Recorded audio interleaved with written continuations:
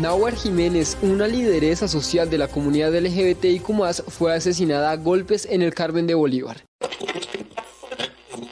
La comunidad, tanto LGBTI como las mujeres trans, no somos peligrosas, sino que estamos en peligro. Y en Bolívar murió la lideresa y activista LGBTIQ+, Dania Polo, tras haber sido víctima de un atentado en su vivienda en el municipio del Carmen de Bolívar. Hoy el Carmen de Bolívar es la explosión, hoy sale el Náhuatl Jiménez a la calle, eso viene todo el Carmen de Bolívar a apoyarme.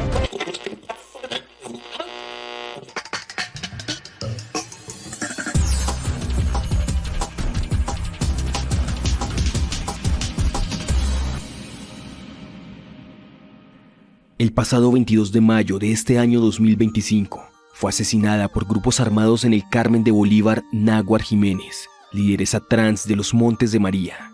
Este transfeminicidio se suma a las más de 12 personas trans asesinadas en lo corrido de este año, según cifras de Caribe Afirmativo. En nombre de Náhuatl, de Sara Millerey, de La Pola y de las cientos de personas trans asesinadas y violentadas en el marco del conflicto armado, hacemos este programa especial para honrar sus vidas y sus luchas. Hoy en Hechos que Reparan, el podcast de la Unidad para las Víctimas, presentamos A Náhuatl la mató el odio, ser mujer trans en Montes de María. Soy Diego Acosta. Y yo, Laura Repiso. Bienvenidos y bienvenidas. Queremos contarles que Hechos que Reparan, el espacio de las víctimas en la radio colombiana, ya se encuentra en YouTube. Nos pueden encontrar en el canal de la Unidad para las Víctimas. Conflicto armado en el Carmen de Bolívar. La vida más difícil para las personas trans. En el Carmen de Bolívar, corazón de los Montes de María, en el departamento de Bolívar, el conflicto armado se vivió con una crudeza que marcó generaciones. Grupos paramilitares, guerrillas y fuerza pública impusieron el terror sobre el cuerpo de quienes eran diferentes.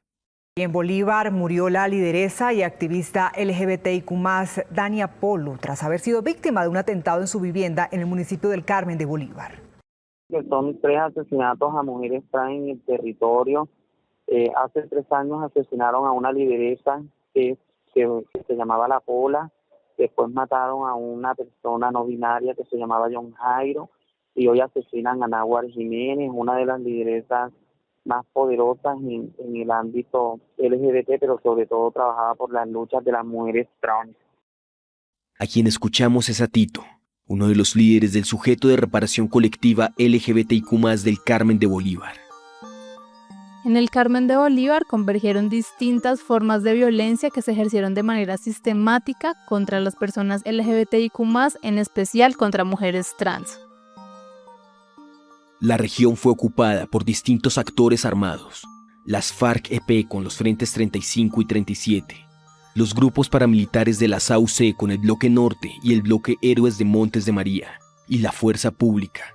Todos estos actores con prácticas discriminatorias y profundamente violentas hacia las identidades de género diversas.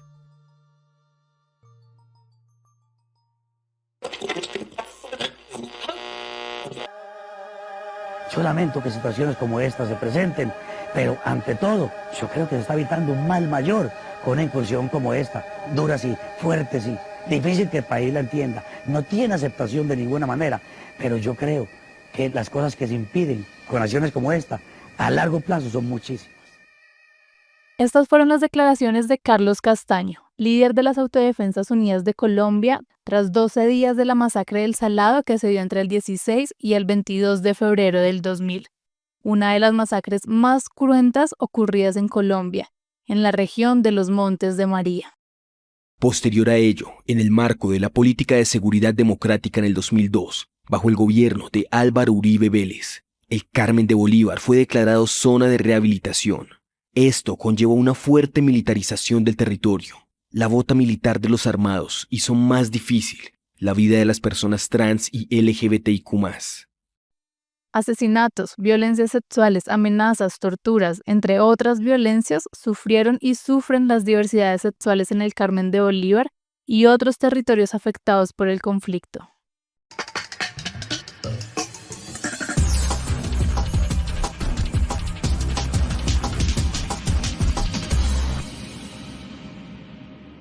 por qué matan a las personas trans? Hay 3 razones estructurales que nos permiten afirmar que el conflicto armado hizo más difícil la vida de las personas LGBTIQ+ en Colombia, o que exacerbó la violencia contra las personas LGBTIQ+.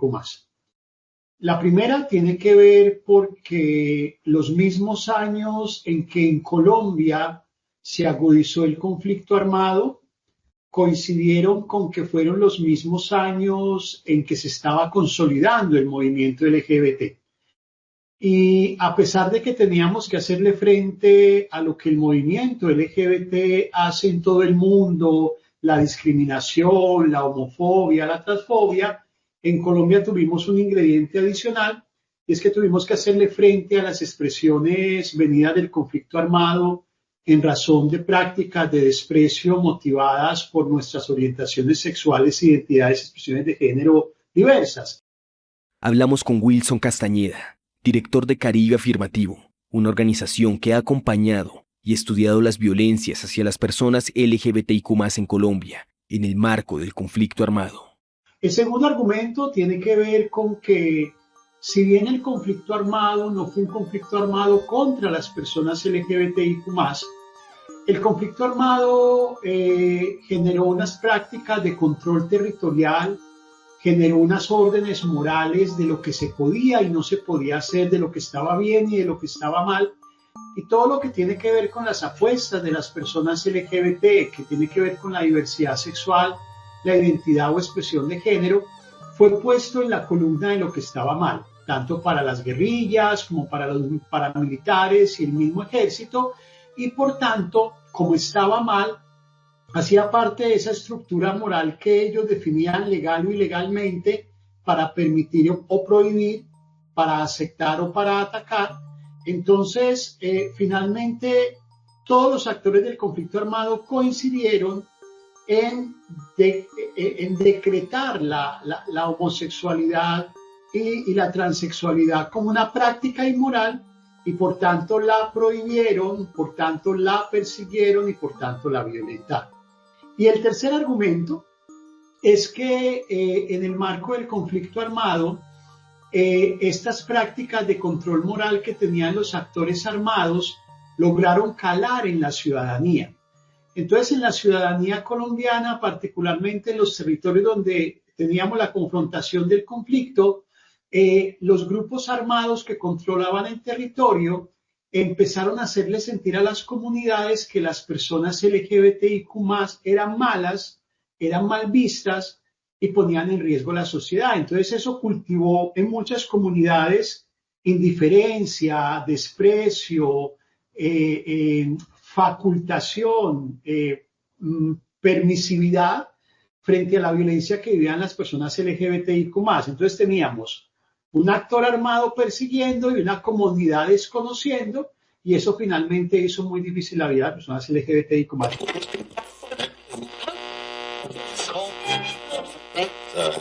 En la práctica, la violencia contra personas trans se volvió una forma de limpieza social. Los grupos armados y en ocasiones el mismo Estado intentó eliminar la diversidad sexual que consideraba anormal, que rompía el orden moral. Estudios del Centro Nacional de Memoria Histórica y Caribe Afirmativo señalan que la visibilización de una expresión de género diversa era perseguida de forma atroz y sistemática.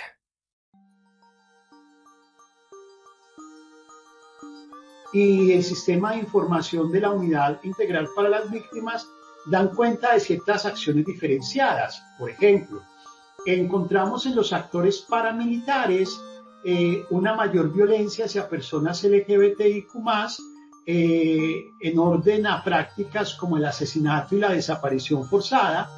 Encontramos en grupos guerrilleros una práctica más recurrente como el reclutamiento forzado y como la instrumentalización de los cuerpos LGBT para la guerra, y encontramos en la fuerza pública prácticas como las detenciones arbitrarias, como el uso excesivo del poder o la violencia por parte de la institucionalidad. Se obligaba a mujeres trans a cortar su cabello, vestirse de formas que dicta la masculinidad hegemónica, o se ejercían violencias sexuales como castigo por desafiar los mandatos de género. Es que es una violencia que afecta de manera más desproporcional a quien asume un mayor papel de liderazgo, a mayor visibilidad, mayor riesgo. Entonces, donde hay más personas LGBT generando liderazgo, allí hay un mayor riesgo de violencia. Y efectivamente, procesos como la construcción de paz le sube el perfil a las personas LGBTIQ+.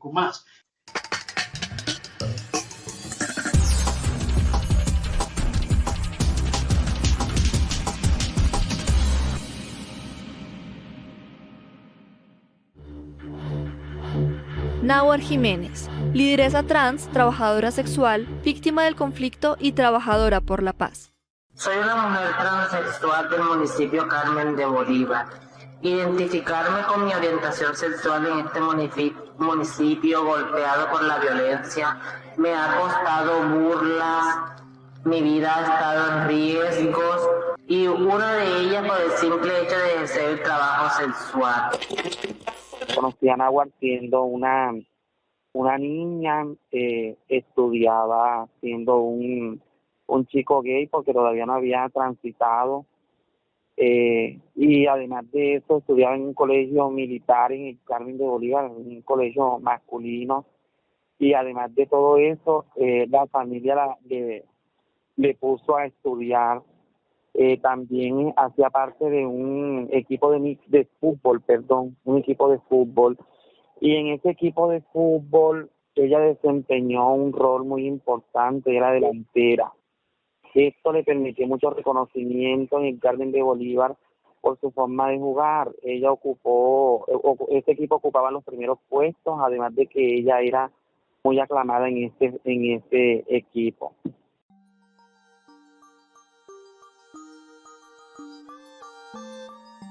El 22 de mayo de 2025, el Carmen de Bolívar fue golpeado por el asesinato del activista Náhuatl Jiménez.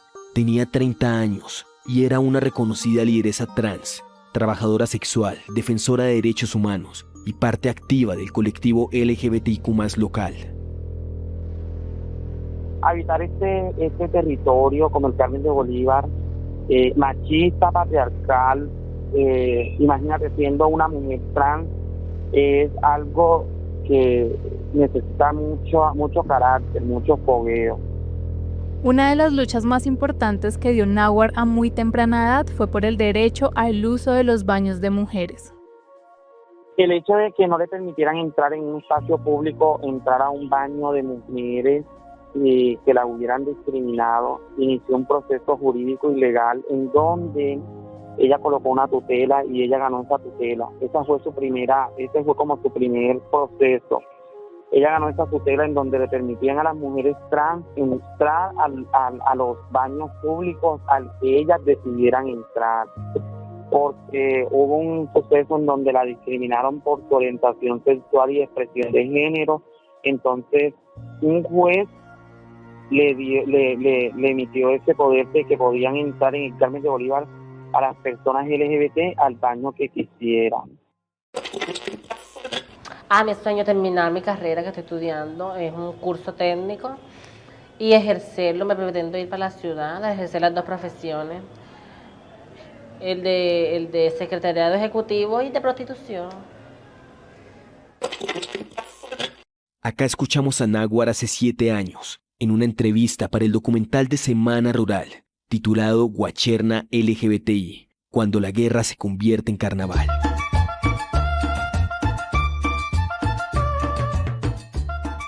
Con Náhuatl hay que decir 5 cosas. Primero, era una mujer trans que se construyó un proyecto de vida en el Carmen de Bolívar y en los Montes de María siendo una mujer trans. Montes de María es un territorio altamente afectado por el conflicto armado, el Frente 37 de las FARC, la Infantería de Marina y columnas paramilitares fueron los actores más fuertes en el marco del conflicto armado. Y la mayoría de personas LGBT de Montes de María y especialmente del Carmen de Bolívar migraron a ciudades como Sincelejo, Cartagena, Barranquilla, porque esta presión de actores armados en la subregión hacía muy difícil un proyecto de vida LGBT. Sin embargo, Náhuatl, una mujer profundamente Carmela, una montemariana muy convencida, desafió estas dificultades y se construyó como una mujer trans en el territorio. Segundo, Náhuatl era trabajadora sexual. Ella reivindicaba el trabajo sexual, no lo hacía ni por obligación ni porque no tuviese capacidades. En ese país el trabajo sexual es una práctica lícita si se hace con absoluta voluntad siendo mayor de edad, y era el caso de Náhuatl. Y Náhuatl ejercía el trabajo sexual en la troncal del Caribe, que es la vía que comunica de Sincelejo a Cartagena, que es una vía atestada por actores del conflicto armado incluso en este momento histórico. La Defensoría del Pueblo ha alertado cómo bandas criminales y disidencias tanto de las FARC como de los paramilitares y bloques del ELN siguen ocupando esta troncal, porque es todo lo que comunica el interior del país con el Caribe, y era el mismo lugar donde Náhuatl ejercía el trabajo sexual con altísimo nivel de riesgo, y es un riesgo que le ha costado la vida a otras mujeres trans antes de Náhuatl, y que sin embargo el Estado no ha mitigado este riesgo. Eso fue un ramplan. Eso yo una vez salí con las chicas trans del Carmen de Bolívar y me dijeron, ay, mira que esto es así, tú te pones así, los hombres les gusta más, que no sé qué, no sé cuándo. Y yo dije, bueno, yo este sábado voy a salir así. Me conseguí las chicas trans me consiguieron la ropa todita y yo salí enseguida así, llegué a mi casa así. Fue cuando me echaron. Y viví 6 meses donde hubo otra chica trans y mi compañera me prestaba ropa y yo salí a prostituirme. Ya eso es como un vicio. Salir de noche, ganar dinero fácil, con hombres lindos, hombres feos. Yo puedo tener todas las plata que yo quiera que me haga ganar con el estilista, mi amor, pero si llega un viernes o un sábado y yo no estoy en la carretera, es una picazón que tengo que ir. Su reconocimiento y firme liderazgo fue puerta para importantes avances de la comunidad LGBTIQ+ en el Carmen de Bolívar.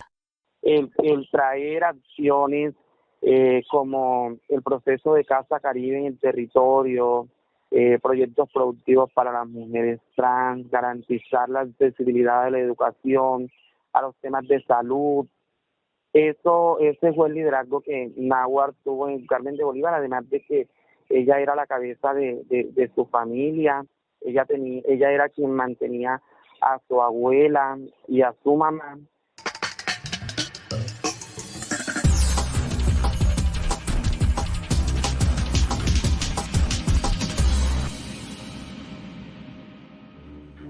Reinados y carnavales maricas, espacios de resistencia. El Carmen de Bolívar es un pueblo bochinchero con las maricas. Ya después de tanta violencia que nos hicieron, dije, ay, no, nosotros no podemos con ella, vamos a apoyarlas. Náhuatl era una actora cultural de los Montes de María. Esta subregión de Colombia tiene una herencia cultural muy importante, una tradición musical muy significativa.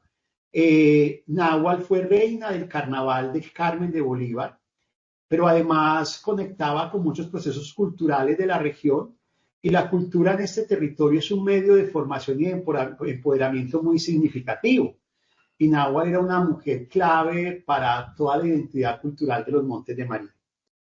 Bajo el liderazgo de Náhuatl y otras personas trans, en el 2007 la comunidad LGBTIQ+ del Carmen de Bolívar y los Montes de María participó en el primer reinado gay de la región. Con un panfleto, el grupo paramilitar de las Águilas Negras amenazó a 15 participantes por su condición sexual. Hablamos con Camila Durán, mujer trans y lideresa del sujeto de reparación colectiva de Chaparral, Tolima. Nos cuenta cómo los reinados no solo fueron fiestas, fueron ejercicios de resistencia política, de memoria y de dignidad. En el año de 1985 se empiezan a ver en el ámbito del trabajo sexual acá en el municipio de Chaparral, enmarcado dentro del conflicto armado, las primeras mujeres trans trabajadoras sexuales en prostíbulos. Más adelante se empiezan a ver las mujeres trans en peluquería, en estos espacios un poco más ya formales, y para el año de 1999, en un paseo de olla que se hizo a las orillas del río Tuluni, se hizo una pasarela de cuerpos sexualizados en donde la representatividad era la feminidad de los cuerpos, y es así como año tras año esto fue cogiendo fuerza hasta convertirse en una plataforma de resistencia debido a las violencias que pasaban año tras año, pero también diferentes estigmas como amenazas, panfletos, rumores, Así transcurre este escenario de resistencia. Para el año 2019, pues tenemos la pérdida de nuestra compañera, una mujer trans de 18 años desplazada, revictimizada, y llega al territorio a visitar a su familia y pues posteriormente es asesinada de la peor manera. Tenemos también el caso de nuestra reina de trans del 2012, que pues realmente es asesinada por un grupo armado paramilitar en el municipio. Han sido muchísimas las piezas que hemos tenido que resistir, y es así como en el año 2015 se crea la primera organización sexualmente diversa en el municipio, y es como con ella que empezamos a exigir garantías con voz y voto, y a hacer tanto participación como representación en los diferentes escenarios de disputa para el reconocimiento de las garantías de los derechos.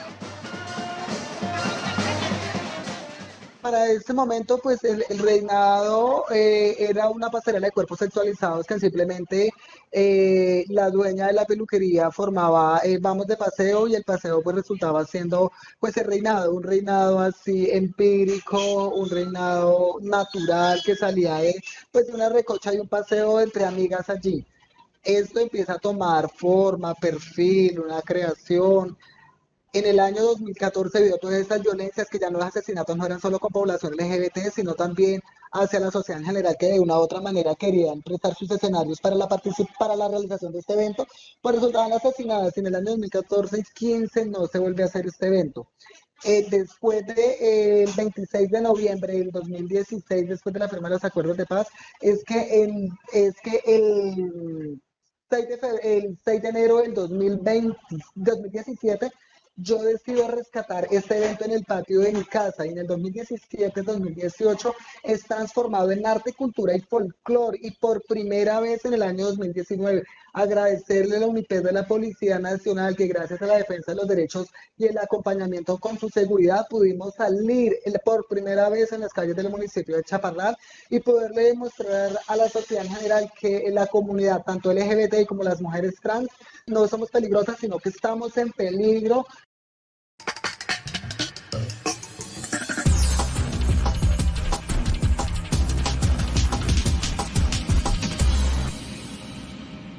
Amenazas y asesinato de Náhuatl.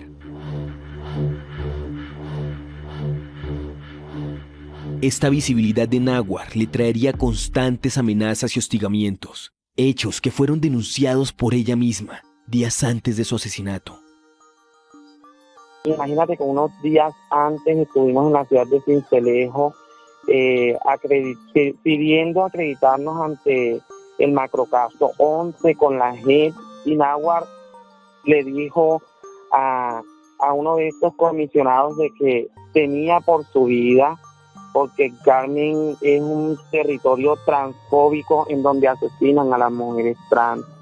Ella denunció hasta unos días antes de su muerte, de su asesinato, panfletos, amenazas, intimidaciones, tanto de parte de actores ilegales como legales que ponían en riesgo su vida. El Estado estaba al tanto y no hizo nada por ella. Sus asesinos, al igual que con el caso de La Pola, no han sido identificados públicamente, pero el mensaje de su muerte es claro: atacar a quienes lideran la lucha por los derechos trans. Da miedo. La Pola la asesinaron, no supimos nunca quién asesinó a Pola. Asesinaron a John Jairo y nunca supimos quién asesinó a John Jairo.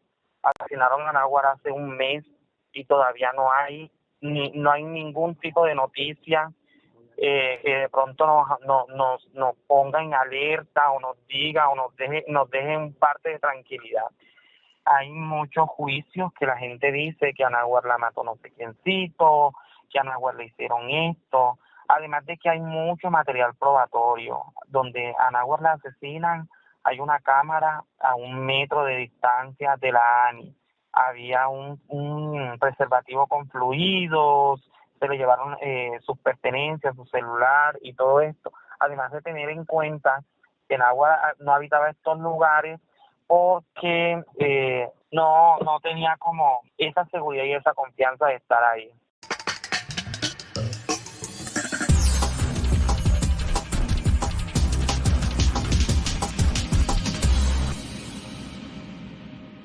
Vivas nos queremos, ni una más. Delegado, yo creo que en Nahuatl dejan este proceso es principalmente su trabajo, un trabajo que permitió que lo trans, las formas de existir, las formas de expresarse, los caminos de trascender, el estudio, se permitan reconocerse desde otras perspectivas en el Carmen de Bolívar hoy. Hoy las personas LGBTIQ+ siguen siendo asesinadas, pero también siguen organizándose, resistiendo, tomando la palabra. El caso de Nahuatl, para nosotras también, desde el sur del departamento del Tolima, lamentamos demasiado y aún lo seguimos llorando, no lo expresamos, pero lo sentimos y nos conmovemos con el caso de nuestra compañera Sara Millerey, una mujer trans que fue asesinada en el municipio de Bello, Antioquia, ante la mirada de miles de espectadores que en vez de luchar por sobreproteger la vida de ella, lo que hicieron fue grabarla y ver cómo eran sus últimos momentos de vida. Ver que también hay un Estado ausente que no hizo nada en su momento por una judicialización en su debido acto, pero que viene trabajando también de una manera articulada y lenta. Pero lo más triste y lo más doloroso es ver el caso de nuestra compañera Nahuatl, que al igual que nuestra compañera Sara Millerey, Nahuatl era una mujer que venía luchando en procesos de la defensa de los derechos humanos de las personas trans y LGBT, venía participando en diferentes escenarios del orden municipal, departamental y nacional, hacía parte de un sujeto especial de reparación debido a los hechos victimizantes específicos y causados a personas trans. Ver que se le arrebate la vida, que el Estado colombiano no hable, que el acceso a la justicia tampoco sea un mecanismo de garantía para el derecho y que no se hable de ella, eso también nos da a nosotras gran temor de ver que aún todavía se desconoce realmente cuáles serían los métodos a seguir para poder que estas cosas no sigan avanzando y que no podamos seguir perdiendo las vidas de otros líderes y lideresas y que nuestros procesos se sigan perdiendo. No basta con poner fin al conflicto armado. Es necesario avanzar en transformaciones sociales profundas para que no se repitan las prácticas de odio y discriminación que alimentan estas violencias. Hace un par de años, en una marcha del orgullo, Nahuatl salió con un cartel que decía: "Mi orgullo es mi alegría".